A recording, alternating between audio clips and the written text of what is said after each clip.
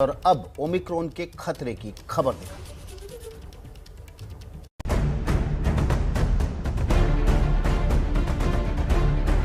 अभी पार्क से निकले हैं, मास्क है। कोई खतरा मुझे लगा नहीं रहा, इसलिए नहीं लगा।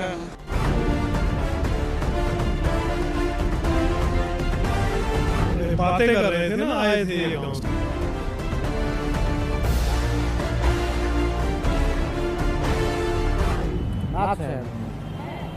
जेब में क्या कर रहा है सर?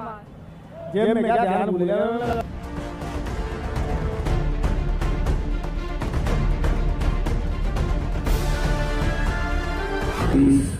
बच्चों को पॉजिटिव पाया गया।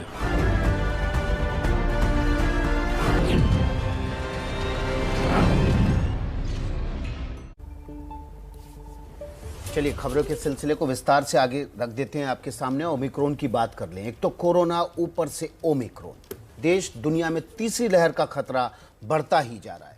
ये खतरा क्यों बढ़ रहा है? क्योंकि देश के 16 राज्यों तक ओमिक्रॉन फैल चुका है। तमिलनाडु में तो 24 घंटे में 33 नए मरीज मिले हैं। हिमाचल प्रदेश, पश्चिम बंगाल के स्कूल में 27 और 29 बच्चे कोरोना पॉजिटिव मिले हैं।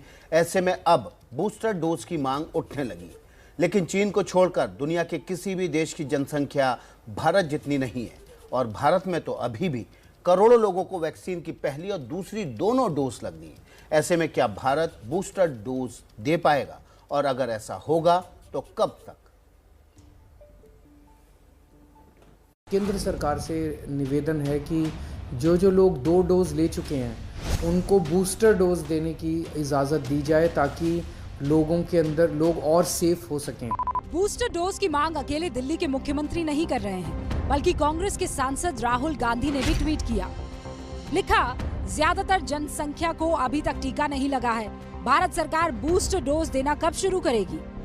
जो सवाल राहुल गांधी ने उठाए हैं, जरा उन्हें आंकड़ों के नजरिए से भी देख लीजिए। 10 करोड़ 70 लाख लोगों को अभी पहली डोज लगनी बाकी है और 27 करोड़ लोगों को दूसरी डोज लगनी है। और जब तक ये 27 करोड़ लोग पूरी तरह से वैक्सीनेटेड नहीं होंगे, तब तक बूस्टर के नाम से ही जाहिर है, जिस डोज के लगने से एंटीबॉडीज और ज्यादा बूस्ट हो जाए यानी बढ़ जाए, उसे बूस्टर डोज कहते हैं। दूसरी डोज के कुछ महीने बाद ही शरीर में बनने वाली एंटीबॉडीज में गिरावट होने लगती है, जिसकी वजह से बूस्टर डोज की जरूरत पड़ती है।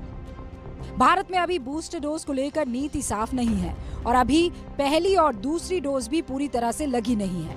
लेकिन ब्रिटेन, कनाडा, अमेरिका, इजराइल समेत दुनिया के 30 से ज्यादा देश बूस्टर डोज लगा रहे हैं। इजराइल ने सबसे पहले जुलाई में ही बूस्टर डोज देना शुरू कर दिया था। अब इजराइल चौथी डोज देने पर भी विचार कर रहा है। भारत में एक्सपर्ट्स मानते हैं कि सरकार को तुरंत बूस्टर डोज देनी चाहिए और इसकी शुरुआत हेल्थ केयर वर्कर्स से होनी चाहिए। बूस्टर थर्ड डोज बहुत ज़रूरी है। ये सब जगह की स्टडीज़ ने बताया है कि अगर आपके पास 2 डोज हैं तो दोबारा से वायरस आ सकता है, स्पेशली ओमिक्रॉन या ऐसा नए स्वरूप वाला वायरस, क्योंकि आपकी एंटीबॉडीज़ घट गई हैं या वैसी बनी नहीं है जैसा वायरस को रोका जा सके। इसलिए मेरे विचार से भारत सरकार और सारा जो एक्सपर्ट ग्रुप है वर्क कर रहा है, बट मेरी अपनी ओपिनियन है कि बूस्टर तुरंत मिलना चाहिए। हर फ्रंटलाइन वर्कर को, हर हेल्थ केयर वर्कर को मिलना चाहिए। हालांकि डॉक्टर्स ये भी बता रहे हैं कि ओमिक्रॉन घातक नहीं है, लेकिन इसके लिए आपको पूरी तरह से वैक्सीनेटेड होना चाहिए। पूरी तरीके से वैक्सीनेटेड लोग ही इंटरनेशनल ट्रेवल करते हैं। इतना जल्दी अगर फैला है तो वैक्सीनेटेड ग्रुप फैला रहा है, लेकिन सीवियरिटी कम हो रही है, क्योंकि ज़्यादातर लोग जो है वैक्सीनेटेड है और वैक्सीन जो है सीवियरिटी और डेथ कम कर रहा है। लेकिन ट्रांसमिट करने में वैक्सीन जो है एक दूसरे से ट्रांसमिट होने में नहीं रोक पा रहा है। इसीलिए वैक्सीन लगानी बहुत जरूरी है। हालांकि वैक्सीन लगाने के बावजूद ओमिक्रॉन की चपेट में लोग आ रहे हैं, लेकिन वो बहुत ज्यादा घातक साबित नहीं हो रहा है।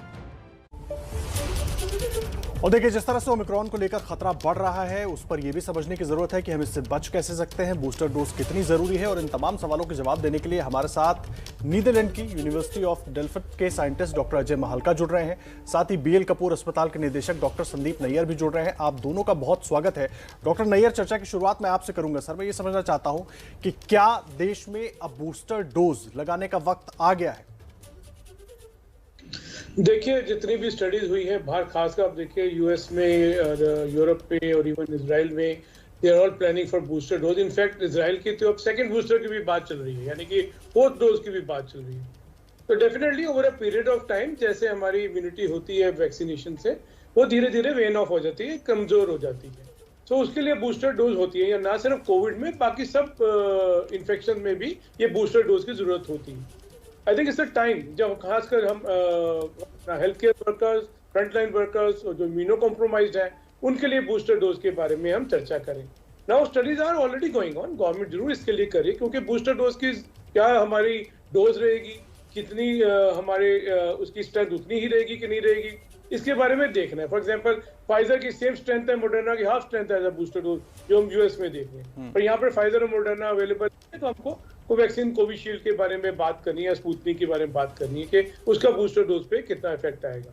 But definitely over a period of time हमारी और ये अभी हम ओमिक्रॉन से हमने देखा ही है कि those people who are already vaccinated, उनको ब्रेक थ्रू इन्फेक्शन हो रहा है। तो इनको अगर बूस्टर लगाएंगे तो डेफिनेटली चांसेस है कि उनकी इम्यूनिटी बेटर होगी और हम इससे ओमिक्रॉन से लड़ पाएंगे। जी डॉक्टर नैयर, आप बने रहिए हमारे साथ। डॉक्टर मालका भी हमारे साथ जुड़े हुए, उनसे सवाल ले लेते हैं। डॉक्टर मालका, अब ओमिक्रॉन जो है वो पैर पसारना शुरू कर चुका है, ऐसे में सरकार को किस तरह की तैयारियों को अंजाम देना शुरू कर देना चाहिए? ओमिक्रॉन के मद्देनज़र मुझे लगता है कि भारत सरकार को सोशल बिहेवियर जैसे मास्किंग, डिस्टेंसिंग, सैनिटाइजेशन, इन सब चीज़ों को, और दूसरी है माइग्रेशन,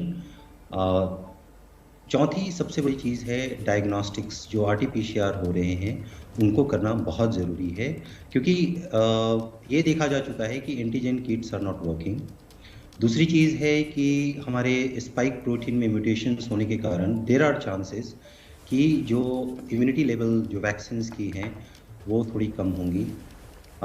तीसरी, हम अब इस 5, 6, 7 महीने में सेकेंड वेव के बाद भारत पूरा रिलैक्स हो चुका है, ये समझ करके कि अब हमें कुछ नहीं होगा।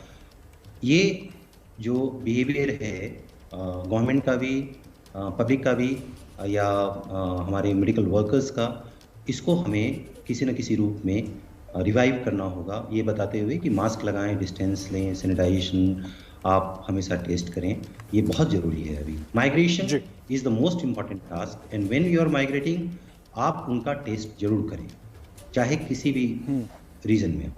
ठीक है, आप रहे डॉक्टर मालका हमारे साथ, डॉक्टर नैयर भी जुड़े हैं। डॉक्टर नैयर, एक चीज़ मैं आपसे समझना चाहूँगा, आप तीसरी लहर की बात हो रही है, तो इसके पहले हम बूस्टर पर फैसला क्यों नहीं ले पाए, एक चीज़। और दूसरी चीज़ साथ ही मैं ये समझना चाहूँगा, जितनी बड़ी हमारी आबादी है, अभी तो हम बहुत सारे लोगों को पहली और दूसरी डोज नहीं लगा पाए हैं, ऐसे में बूस्टर को अगर हम तैयार होते हैं लगाने के लिए तो कैसे एग्जीक्यूट करेंगे?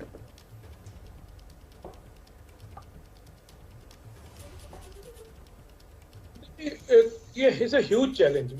अब इंडिया को अगर हम कंपेयर करें यूरोपियन कंट्रीज के साथ, तो इट्स अ डिफिकल्ट थिंग, क्योंकि India is a huge country, हमारी पॉपुलेशन काफी ज्यादा है और हमको सबको वैक्सीनेट करना है।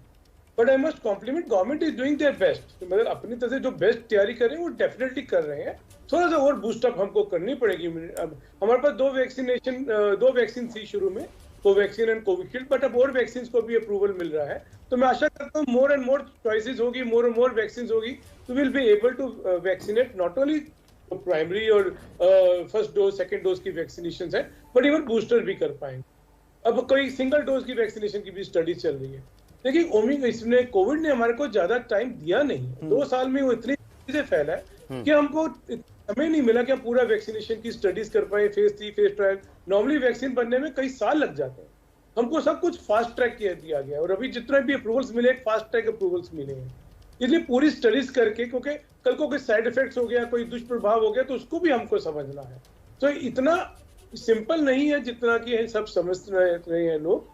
कितने साइंटिस्ट लगे हुए हैं, कितना गवर्नमेंट की लगी हुई है, सब लगे हुए हैं कि सबसे जल्दी से जल्दी वैक्सीनेशन हो जाए और बूस्टर भी हो जाए। पर everything has to be done as per protocol, एक प्रोटोकॉल के तरीके से होता है, और मैं काफी उम्मीद करता हूं कि बहुत जल्दी सब वैक्सीनेट भी हो जाएंगे।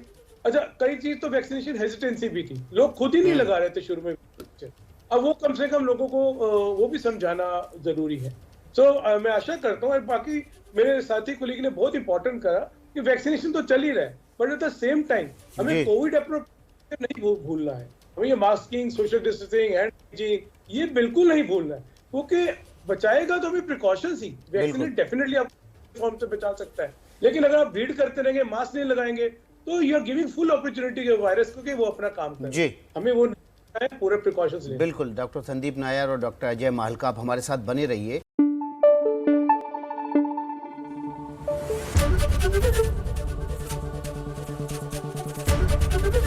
एबीपी न्यूज आपको रखे आगे।